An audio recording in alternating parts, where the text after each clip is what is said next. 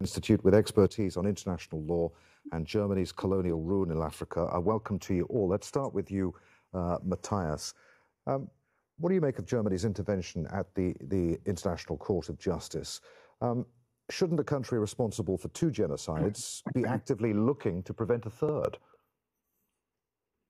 Absolutely, Adrian, I cannot agree more with you.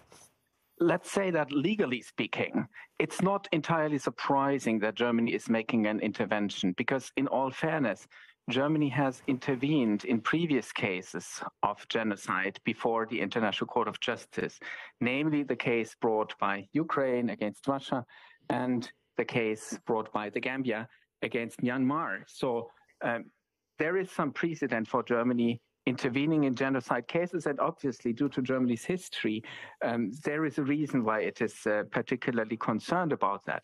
But let me say that I found the way in which Germany announced its intention to intervene quite surprising, if not to say disappointing, because I think there are different ways in which you can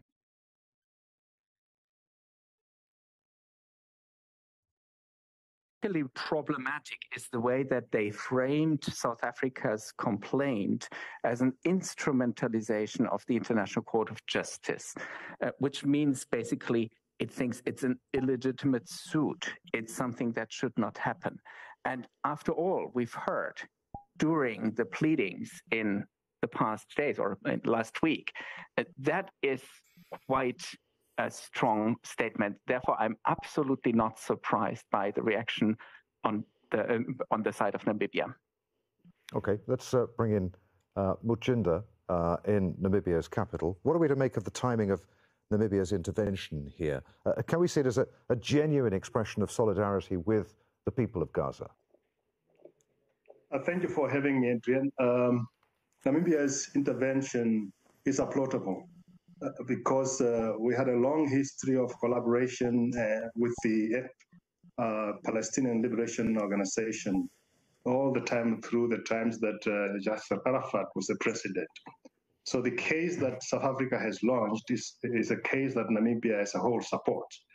But it comes a bit of a surprise to us, the Ovahero people and the Nama people who have suffered genocide at the hands of Germany, that our president is now accusing Germany of not being in line with the Genocide Convention, while at the same time, our government has sided with Germany for violating the rights of victims not to participate in the negotiations, for agreeing with Germany that Germany has not committed a genocide in Namibia, for agreeing that Germany must only pay money towards bilateral arrangement, development aid programs to Namibia instead of paying reparations.